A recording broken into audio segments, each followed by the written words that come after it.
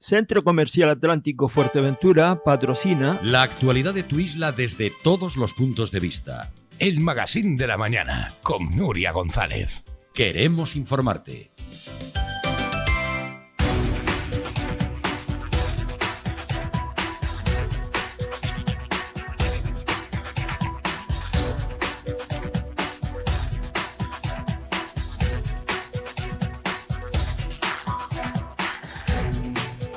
Bueno, estamos de vuelta. Muy bienvenidos a aquellos que nos siguen a través de las redes sociales, en streaming, a aquellos que aún siguen trabajando, como esta casa, y también a través de la televisión, Mírame Televisión Fuerteventura.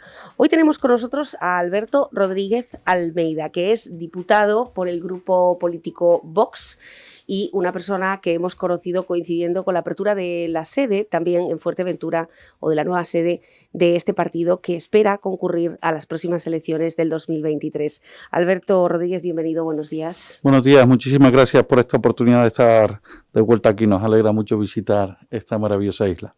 Muchas gracias. Bueno, antes que nada, tenemos que hacernos eco de una noticia que fue polémica la pasada semana, donde se advertía a través de un diario nacional de que determinados miembros de Vox en Fuerteventura trataban de dinamitar la sede de Coalición Canaria en la isla. Algo tuvimos oportunidad de hablar con sus representantes en Fuerteventura que desmentían e incluso condenaban. ¿Qué lleva a unos supuestos militantes de un partido a un acto de este tipo contra otra formación política? Bueno, ¿qué lleva a unos militantes, al menos hasta donde yo he podido leer, a hacer bromas sobre este tipo de cuestiones en un grupo de WhatsApp de amigos? Bueno, pues habrá que preguntarles a ellos. Yo sí que tengo que manifestar que estoy muy sorprendido por el eco que ha tenido pues ese tipo de bromas y por así decirlo la falta de proporción con ya no manifestaciones o bromas, sino con ataques vandálicos que hemos sufrido en nuestras sedes en las 3 islas de esta provincia de Las Palmas y que prácticamente no han tenido mucha repercusión. Tengo que agradecer a este medio que sí que cuando hemos sido atacados pues sí que le han dado eco a ese acto vandálico. Y bueno, yo creo que esto o esta noticia que tiene un alcance pues relativamente limitado ha querido ser magnificado interesadamente por algunos y nada, yo creo que si esas personas creen que eso no era una broma, sino que era un plan serio al respecto, ¿no? Para quitar parece que una bandera independentista de un edificio abandonado. Pues bueno, pues que si creen que eso efectivamente iba a producirse, pues yo creo que lo que tenían que haber hecho, más que poner en medios que si unas personas de Vox quieren hacer esto o aquello, lo que tenían que haber hecho es denunciarlo. Uh-huh. Y en la instancia competente. Y yo creo que eso también es muy elocuente, esa falta de denuncia respecto al verdadero interés de esa noticia, que creo que es dañar la imagen de un partido que lejos de ser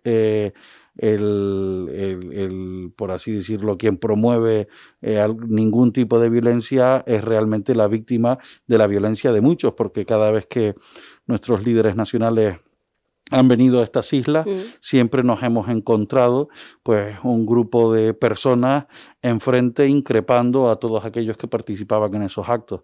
Yo creo que vamos, para que quede claro como el agua, Vox condena todo tipo de violencia, anima a que si alguien tuviese conocimiento de que se va a ejercer algún tipo de amenaza o violencia sobre cualquier persona por sus ideas políticas, pues que lo denuncie, que lo ponga en conocimiento de las autoridades competentes y nada, ya creo que insisto... ¿Han tomado ustedes cartas en el asunto con esos afiliados o militantes? Bueno, es que no podemos tomar cartas en el asunto por lo que unas personas comentan en privado entre amigos, y mucho menos si lo hacen en broma. Ya digo que creo que lo que se ha escrito a este respecto ha sido algo interesado, y ya digo que con el único objetivo de hacer daño a la imagen, a la reputación de un partido, y mostrando una imagen o intentando mostrar una imagen que nada tiene que ver con la realidad. Bueno, con todo, no solamente ustedes han sido noticia esta semana por estas cuestiones, quizá un poco más polémicas, sino también por los sondeos del Canarias 7, donde les dan unos muy buenos resultados en una comunidad donde, si bien es cierto que en el 2019 Vox no llegó a calar dentro de la ciudadanía canaria, o al menos no como ocurrió con otras comunidades autónomas. Si se celebraran las elecciones generales en este mismo momento, en una semana como la semana pasada, la diferencia entre Vox y el Partido Popular sería de algo más de una décima. Con respecto al PSOE, que sí ha consolidado esa ventaja, con respecto a Unidas Podemos, que retrocede, con respecto a Ciudadanos, que, bueno, pues como hemos visto, acentúa su debacle, ¿no? ¿Cómo afrontan ustedes estos sondeos? Bueno, nosotros nunca hemos sido amigos de las encuestas, porque todavía, se ha puesto de manifiesto que gran parte de las encuestas que se publican en los medios son encuestas interesadas para inducir un tipo de voto o incentivar o desincentivar otros tipos de votos. A nosotros lo que nos interesa es explicar nuestras propuestas y en ese sentido, pues lo único que hemos puesto de manifiesto reiteradamente, lo hemos hecho también en el Congreso de los Diputados, tanto en comisión como en la tribuna de oradores del Salón de Pleno, que el único sorpaso que interesa a Vox es al Partido Socialista de Pedro Sánchez, que ha engañado a sus propios electores, que está traicionando a España y sus intereses.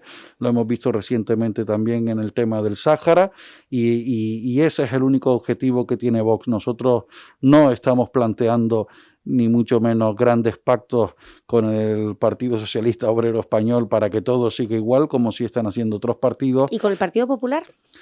Bueno, mientras el Partido Popular se avenga a dar la batalla cultural, ideológica, económica, social y política a la izquierda, a la ideología de izquierdas, al consenso progre, a este gobierno socialcomunista que tenemos en España, pues seguramente podremos andar el mismo camino. ¿Feijóo acerca esa postura con respecto al antiguo presidente?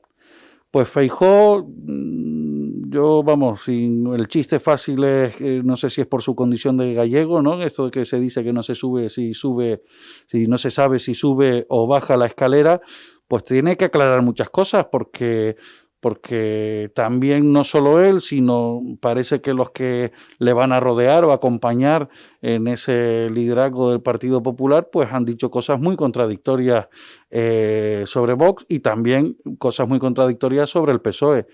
Yo creo que vamos a ver esta nueva etapa, que estamos muy ilusionados porque nuestro objetivo como partido político es gobernar, materializar nuestras propuestas políticas, y por fin en España, en una comunidad autónoma, eso va a ser posible, que es en Castilla y León, y en ese sentido tenemos la ilusión de poder prestar este servicio público, que es nuestro motivo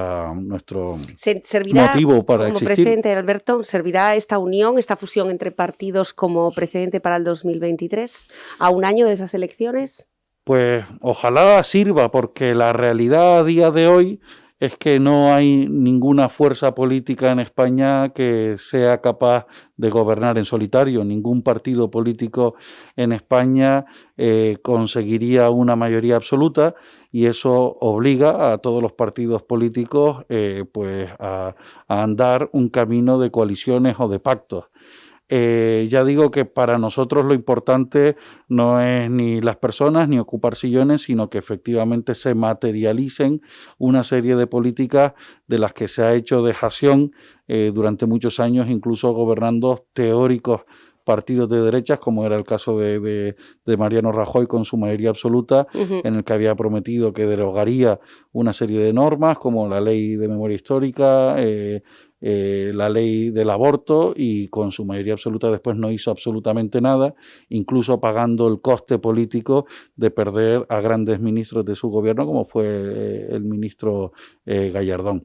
Nosotros en ese sentido somos muy previsibles. se ha visto en Castilla y León. Nuestro mensaje ha sido el mismo desde el principio, en campaña hasta el final, en cuajar un gobierno de coalición con el Partido Popular. Creo que somos muy fiables o muy confiables respecto a nuestras actuaciones, y ese es el servicio que queremos prestar. Ojalá tengamos la mayoría suficiente para que sean nuestras políticas, nuestras propuestas políticas, las que se lleven a cabo, las que se materialicen en la sociedad y se puedan transformar en políticas públicas. Políticas públicas en las que ustedes han sido muy duros condenando el exceso de gasto en la administración de todas y cada una de las comunidades autónomas. Ahora que van a ser ustedes quien gestionan esos fondos públicos y quien proyecta políticas públicas, ¿seguirán con esa misma línea? ¿Reducirán puestos de trabajo? Por supuesto, eso es, por ejemplo, en este ejemplo que estamos hablando de Castilla y León, nuestro mensaje en la negociación era ni más ni menos, es decir, que pedíamos lo mismo que se le había dado a otros partidos por una representación política similar, pero era incluso inferior a la que nosotros hemos obtenido en las elecciones de Castilla y León.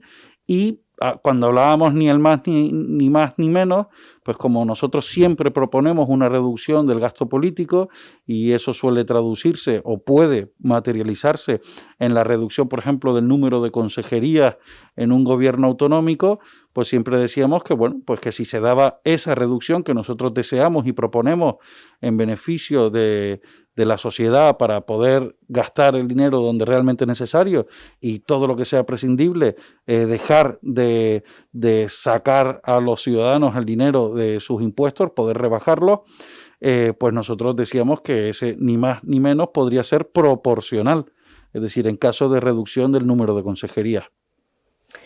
Bueno, quería preguntarle también sobre una batalla que reunía a más de 10.000 personas un domingo hace 4 semanas en Madrid con respecto a la posible aprobación de la Ley de Bienestar Animal, en la que cazadores, agricultores, ganaderos, sector primario se dieron cita en Madrid, y donde ustedes han estado muy presentes, seguramente por su vinculación a este deporte, a la caza y también a unos ciertos valores. Ustedes han movido en ese aspecto una parte de su músculo del partido para apoyarles. Los cazadores en Fuerteventura, en este caso, también se hicieron eco de las quejas que supone esos cambios que plantea esta ley, y que al fin y al cabo tienen mucho que ver con el bolsillo de prácticamente todos los aficionados a la caza.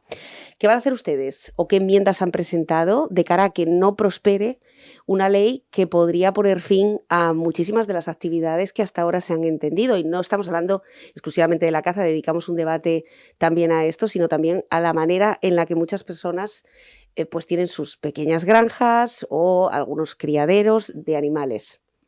Bueno, nos estamos encontrando con una serie de normas hechas por una serie de fanáticos ideológicos, sectarios, que para nada conocen la materia en la que regulan. Parece mentira que tengan que ser precisamente las personas del campo, no solo los que se ganan la vida en el campo, estamos hablando de agricultores, ganaderos y también, por ejemplo, todo el ámbito de la caza, sino la propia población rural que es consciente que esta visión de izquierda progre, de chalet urbanita, pues tiene gravísimas consecuencias para la vida real en el campo. 2 o 3 criterios muy elementales. Humanizar a los animales en la práctica significa deshumanizar al hombre, al ser humano. No estamos, por así decirlo, en planos equivalentes. Precisamente la gente del campo son los que mejor pueden tratar el campo y sus animales en la granja, son los primeros interesados, como ha pasado, por ejemplo, en el tema de la carne, ¿no? Con estas críticas inéditas, ¿no? De un ministro de España atacando a los intereses de una industria española en el extranjero, como fue el ministro Garzón en sus declaraciones al diario británico The Guardian. Pues esto es lo que pedimos, ¿no? Que que se actúe o se legisle con un mínimo de criterio, con un mínimo de conocimiento sobre la materia sobre la que se legisla y contando, por supuesto, con las personas, no solo los que saben, sino los que van a ser los principales afectados por esa normativa. Como no podía ser de otra manera, pues nosotros que llevamos a gala ser el partido del sentido común, pues efectivamente nos hemos posicionado con todas estas personas que son los que saben del campo, que son los que precisamente van a sufrir esas consecuencias y ya digo que valoremos el daño que se está haciendo a nuestra industria, a nuestra agricultura, porque esto es cuestión de tiempo que ya en la práctica lo estamos notando, va a afectar pues a la cadena de suministro alimentario y a nuestra capacidad de ser independientes de terceros países, porque lo que clama al cielo es que estemos imponiendo obligaciones a nuestros productores para después importar de terceros países en donde no se dan esas obligaciones. Bueno, sobre todo en los últimos meses en los que estamos viendo cómo se ha ido derivando 2 meses prácticamente, ¿no? Entre la guerra de Ucrania, todo lo que ha ocurrido, entre el giro diplomático con Marruecos, con respecto España-Marruecos, las consecuencias con el Frente Polisario, con el que yo también quería preguntarle sobre qué van a hacer ustedes o qué proponen ustedes con respecto a este abandono en el que sabíamos el domingo que el Frente Polisario por primera vez en 46 años rompe relaciones bilaterales con España precisamente por ese apoyo manifiesto al rey de Marruecos, de Pedro Sánchez. ¿Y qué harían ustedes? ¿Cuál es la postura de Vox actualmente con la comunidad saharaui? Bueno, la posición de Vox, en primer lugar, en el ámbito del ejercicio de la función, de esa obligación constitucional de controlar al gobierno, pues lo primero que hacemos es pedir cuentas al gobierno y exigir transparencia en sus actuaciones. Porque lo que no puede hacer el gobierno es, por la puerta de atrás, con una documentación falsa, meter en España pues al líder del Frente Polisario. Que estando la situación como está, creo que hay que ser valientes y precisamente los canarios no podemos dejar de denunciar, de decir que el Frente Polisario es una organización terrorista y que ha acabado con la vida de muchos marineros, pescadores canarios. Y eso no podemos dejar de denunciarlo porque se está dando una identificación perversa entre el Frente Polisario y el pueblo saharaui. No es lo mismo. Nosotros siempre estaremos con las víctimas del terrorismo y en ese sentido repudiamos al Frente Polisario y sí que brindamos, porque tenemos esta deuda histórica como país, al pueblo saharaui. Y efectivamente lo que el presidente del gobierno, Pedro Sánchez, ha hecho, sin contar ni con no solo con el Congreso de los Diputados, sino ni siquiera con su propio gobierno, porque no podemos olvidar que esta es una coalición de gobierno entre PSOE y Podemos, pues ni siquiera sus socios de gobierno estaban informados de este giro en la política internacional que tiene gravísimas consecuencias para los intereses españoles. Hemos visto ahora cómo Italia ha firmado un acuerdo para el suministro de gas con Argelia y efectivamente en este momento en donde la capacidad de importar materias primas es tan crítica para la soberanía energética nacional, pues estamos, por así decirlo, agravando la situación pues con esta, llamemos, errática política internacional por parte de nuestro presidente del gobierno, porque la reacción de Argelia es razonable o al menos proporcional al daño que se le hace a sus propios intereses. Bueno, volviendo a Fuerteventura, Alberto, usted la última vez que pasó por aquí era para presentar esa nueva sede de Vox en Fuerteventura. Además anunciaron que grandes líderes visitarían la isla en algún momento del calendario de esas visitas, de esa agenda. ¿Cómo se está rearmando el partido en Fuerteventura? ¿Cuál es su línea de trabajo? Y si este pacto, el que se ha suscrito en esta comunidad autónoma donde Partido Popular y Vox parece que van a caminar juntos, ¿se podría hacer extensivo en la provincia de Las Palmas? Si se están teniendo conversaciones actualmente con el Partido Popular o el Partido Popular les ha dado con la puerta, vamos a decir. Bueno, yo creo que es pronto para hablar de pactos, para sobre todo sobre una convocatoria electoral que todavía ni siquiera ha llegado y está en la distancia. Lo que sí puedo decir es que estamos muy contentos con los perfiles que están asumiendo responsabilidades en Vox, en esta isla de Fuerteventura. Hoy, bueno, me han acompañado del aeropuerto hacia estos estudios, pues tanto Tino, el coordinador insular, como Francisco, coordinador local de La Oliva, y bueno, pues también tenemos efectivamente en otros sitios, tanto Jacinto en Tuineje, Carol en Antigua, es decir, que creo que tenemos un gran equipo, hay mucho que hacer, y ya digo que la ilusión o el gran optimismo de personas que están dando el paso para incorporarse, para ofrecer su ayuda, su capacidad, su competencia, pues para transmitir o dar a conocer nuestras propuestas, para desarrollar un programa electoral que beneficie a los ciudadanos en las próximas elecciones locales y bueno, todo se andará en cada momento, ¿no? Yo creo que hablar ahora de pactos con otras fuerzas políticas es muy, muy precipitado. Quizá lo sea, y entiendo que todavía queda un año, pero es cierto que el acercamiento con el Partido Popular, que parecía impensable en el 2019, ¿cuántas veces el Partido Popular ha intentado desmarcarse, de hecho, de tener cualquier tipo de afinidad con Vox y, bueno, pues luchar por ese electorado? Pero ahora mismo, pues en 2022 la situación es otra, y por eso le preguntaba que si esto puede ser una antesala para que las relaciones, el acercamiento, ya no hablo de pactos, o efectivamente queda un año, pero sí para que las relaciones entre Vox y Partido Popular tengan otra suavidad, dejen de ser un partido marginal en Canarias para tener un mayor peso. Pues efectivamente no lo sé, habrá que preguntar al Partido Popular en qué momento del péndulo que a veces tienen, pues están. Ya digo que nosotros lo que sí somos es un partido muy previsible, nuestro mensaje es el mismo en toda España, no lo adaptamos por intereses electoralistas ni partidistas. Nosotros queremos imponer el sentido común, el servicio público, poner a las personas, a las familias en el centro de nuestras políticas públicas, y a eso es lo que aspiramos, a eso aspiramos, y todo aquel que nos quiera acompañar en este camino será bienvenido. La llegada de Manuel Domínguez, en este caso al Partido Popular, ¿qué le parece?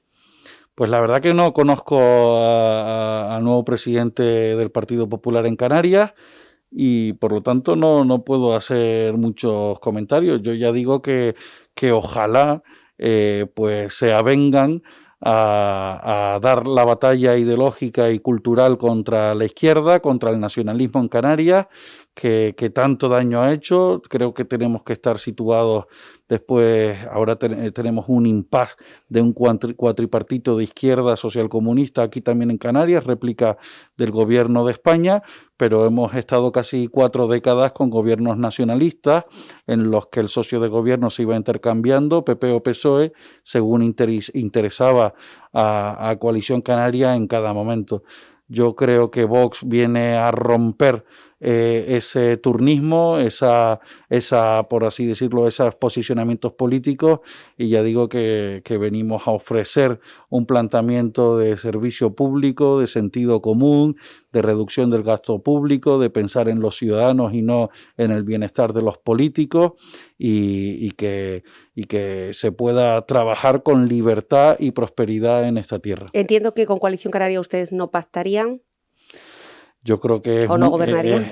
Habría que preguntárselo a ellos, y ya digo, si están dispuestos a renunciar de sus pretensiones nacionalistas, y si algún día entenderán que si España, que si Canarias ha tenido algún momento bueno es cuando ha sido leal y caminado de la mano de nuestra gran nación española, que esto del frentismo y pensar que el camino de País Vasco, de Cataluña, es una cosa buena para Canarias, pues nada, le animo a hablar con todos los que están sufriendo las consecuencias del nacionalismo e independentismo catalán y seguramente acabarán convenciéndose y se sumarán a este proyecto político también. Como lo ha hecho Mañueco, yo quiero darle un titular que dice: Mañueco dice que trabajará como una piña con Vox, y Abascal lo ha visto como un precedente para un acuerdo nacional.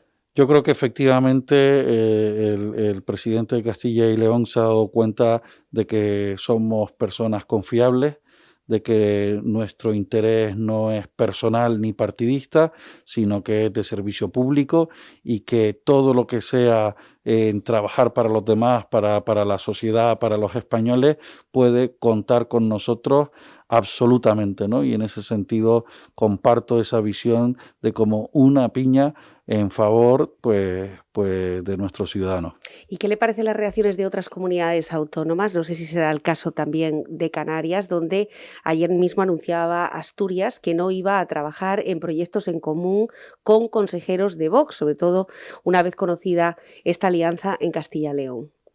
Sí, es sorprendente, ¿no? Porque si una cosa ha demostrado la historia de los últimos 100 años, ¿no? Sobre todo el siglo XIX, es como ciertos planteamientos políticos han traído la ruina, la miseria, la guerra y la muerte a todos aquellos países que lo han aplicado, y cómo ciertos partidos están encantados de tener pactos, acuerdos y políticas consensuadas con los comunistas.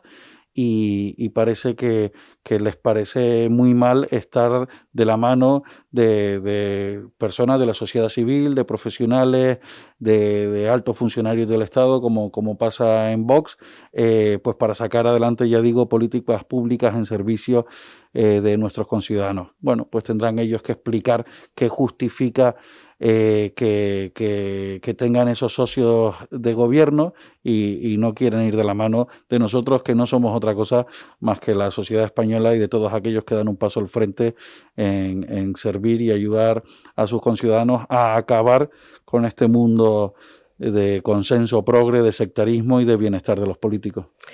Bueno, en su opinión, ¿cuáles son los 3 principales problemas que tiene Canarias? Bueno, yo creo que Canarias ahora mismo, en la misma línea de lo que acabo de decir, tiene un problema que es tener un gobierno de izquierda socialcomunista. Este cuatripartito de izquierda tiene varias características. Tenemos a un, por así decirlo, sobreinfluyente Asociación Socialista de La Gomera por la injustísima ley electoral canaria. Un señor que ha sido expulsado de su partido por razones que son públicas y conocidas y que por vergüenza ajena no reproduciré en este momento. Y tenemos, ya digo, a comunistas con el peor Partido Socialista, por así decirlo, la involución del Partido Socialista, que después de haber abandonado el marxismo en el Congreso Extraordinario de septiembre del 79, pues se ha vuelto a abrazar al comunismo en manos de Podemos, ¿no? Pues eso lo tenemos aquí y eso se ha materializado pues en una serie de políticas públicas en el ámbito, por ejemplo, de la pandemia, ¿no? Parece que el presidente Torres estaba contentísimo de coger esta línea de restricción de libertades y sobre todo en un ámbito en donde Canarias, el sector turístico es tan importante, la hostelería, y donde hay que brindar certezas para todos aquellos que nos visitan anualmente y que Dios quiera que vuelvan pronto porque se van a encontrar un ámbito en el que van a poder disfrutar. Y el otro ámbito que me parece peligroso de restricción de libertades y de impuestos contra todo aquello que es la prosperidad. Ya sabemos que el comunismo educa en la envidia a todo aquello que prospera y nosotros pues defendemos un camino de promocionar y de animar a la gente a trabajar por los demás, a prosperar y a emular lo que se hace bien, lejos de envidiarlo. ¿Aumentarían el gasto para asistencia social, por ejemplo? Bueno, sí, una de las cosas que defendemos efectivamente es que si organizamos bien los escasos recursos que tenemos, pues el dinero llegaría a quien más lo necesite. También otra marca de este gobierno socialcomunista cuatripartito de izquierda que tenemos en Canarias es toda la gestión de la inmigración ilegal, apoyando la tesis del gobierno de España de que los que estaban llegando aquí pues necesitaban o tenían que ser acogidos prácticamente como refugiados de un conflicto armado. Y precisamente no ha habido nada más elocuente que la guerra de Ucrania para tirar por los suelos o para desvelar la mentira a la que hemos sido sometidos los canarios durante tanto tiempo. Hemos visto cómo en una guerra quienes huyen son las mujeres y los niños. Y me ha parecido bochornoso, vergonzoso que la responsable de este gobierno de Canarias, de este ámbito, haya dicho que no podemos acoger a refugiados de guerra de Ucrania porque precisamente hemos acogido o estamos llenos de inmigrantes, insisto, ilegales que no tienen nada que ver con el perfil de los refugiados de guerra. No son mujeres y niños que huyen del horror de la guerra, sino son inmigrantes económicos, casi todos en su inmensa mayoría varones y muy jóvenes que se dan cuenta del chollo que es venir aquí por cómo está gestionada por las ONGs y todos los chiringuitos de la inmigración ilegal, que es un negocio que arriesga la vida de las personas humanas por lucrarse. Y que tendrán que rendir cuentas, ya digo, este gobierno social comunista sobre el efecto llamada y todos los que han quedado en el camino. ¿Qué harían ustedes para paliar este fenómeno migratorio, sobre todo cuando estamos hablando de países, algunos en guerra, en contiendas históricas, de hecho, y otros países sin ningún tipo de futuro? Personas que quizás se cruzan un continente durante varios años y terminan llegando en la mayor parte de las ocasiones a una isla desconocida, como puede ser Fuerteventura o Lanzarote, en búsqueda de porvenir. Bueno, ya lo hemos dicho muchas veces, la razón de la inmigración ilegal que llega a Canarias está en los países emisores o que no vigilan sus fronteras y que lo hacen como medida de presión diplomática para sus propios intereses. Estoy hablando fundamentalmente del Reino de Marruecos. Yo creo que fue muy elocuente ver cómo los guardias fronterizos, la policía fronteriza marroquí, abría aquella valla en Ceuta y dejaba pasar a miles y miles de menores extranjeros no acompañados, precisamente para presionar al gobierno de España. Pues la respuesta en el ámbito de las relaciones internacionales es la reciprocidad. Si Marruecos nos presiona, nos ataca con este tipo de medidas, pues nosotros tenemos que responder y sobre todo que España, por estar dentro de la Unión Europea, no solo tiene la capacidad de actuar en el ámbito de las relaciones bilaterales, sino también en el seno de la Unión Europea es capaz de promover acciones que desincentiven a Marruecos en el futuro a seguir presionándonos con la inmigración ilegal, que insisto, que en el caso del Ceuta no se produce un riesgo para la vida de esos inmigrantes ilegales que al final son el objeto de las mafias de la inmigración ilegal, sino que en el caso de Canarias pues son muchas vidas que se quedan en el mar, ¿no? Y eso es lo que proponemos y evidentemente si hubiese voluntad política el gobierno de España ya habría actuado contra el Reino de Marruecos. Quiero preguntarle, porque además tenemos esa pregunta por parte de algunos de nuestros oyentes, ¿qué van a hacer ustedes con la cuota de autónomos?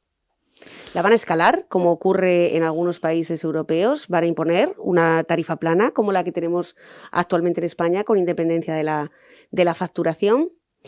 Bueno, pues vamos, agradezco muchísimo la pregunta, Nuria, porque efectivamente en nuestras 100 medidas para la España Viva de la anterior convocatoria electoral hablábamos precisamente de la cuota de autónomos, de esa reducción significativa, porque tenemos que entender el desincentivo que significa para todos aquellos emprendedores, para aquellos empresarios individuales, para los profesionales liberales, el tratamiento que se le da ahora en el término, en tanto al ámbito de las cotizaciones sociales en el régimen especial de trabajadores autónomos. Yo lo soy desde que tengo 20 años, pues que me embarqué en una aventura empresarial y desde aquel momento soy autónomo y creo que cualquier persona que ha asumido el reto de sacar adelante ante un proyecto empresarial, pues sabe lo injusto y lo mal diseñado que está y el efecto desincentivador que tiene el planteamiento del régimen especial de trabajadores autónomos en España. Por lo tanto, reducirían Sí, por supuesto. la cuota. Sí, por supuesto. Lo escalarían a la facturación. Por supuesto, porque además se da un principio que, bueno, aunque a muchos les gusta decir que no tiene nada que ver las cotizaciones sociales con los impuestos, en la práctica opera y actúa como un impuesto. Y un principio elemental, y esto se ha notado en la pandemia cuando muchos empresarios autónomos han dejado de facturar, no es razonable, ni justo, ni proporcional que cuando una persona, un trabajador, está en ingresos cero, tenga la obligación de seguir pagando sus la casi misma 300 euros. cuota. Claro. Entonces, esto efectivamente tiene que estar proporcionado a los ingresos que se adquieren, porque si no, no se da ese principio elemental de capacidad económica, ¿no? ¿Considera que los ERTEs deben continuar? Bueno, los ERTE son una herramienta muy específica. ¿Ha sido positiva? Ha sido positiva en algunos ámbitos concretos, especialmente en aquellos en que no había posibilidad de trabajar. Nosotros lo que siempre hemos planteado es también la ayuda, porque los ERTE, recordarán los empresarios que lo sufrimos durante la pandemia, estaba también planteado en unos términos en donde no había una exención total de la cotización con los trabajadores. Y vuelvo a decir lo mismo, todas aquellas empresas, y Canarias somos muy conocedores de ese efecto, que tuvimos que cerrar por la falta de turistas, que todavía estoy esperando que la ministra de Trabajo nos explique cómo se puede pagar cotizaciones sociales, aunque sea un 25%, sin ingresos. Volvemos a lo mismo, ¿no? Parece que es el diseño de políticas, de decisiones políticas, sin tener ni idea de lo que es sacar adelante una empresa. Entonces los ERTE pues tienen sentido y seguirán teniendo sentido en ámbitos concretos en los que pueda ser necesario o todavía estén afectados por las consecuencias de la pandemia. Parece que cada vez son menos, y nosotros, más que en el ámbito de las ayudas, siempre hablamos de que se debe promover la remoción de obstáculos que impiden a los emprendedores trabajar y generar riqueza, ¿no? La prosperidad, simplificación normativa, pues todo esto yo creo que es el ámbito que siempre proponemos, ¿no? ¿Abascal visitará Fuerteventura? Sí, ya, hombre, ha estado aquí en alguna ocasión En Lanzarote, y ojalá, ¿no? Estaba en Lanzarote. bueno, pasó por aquí.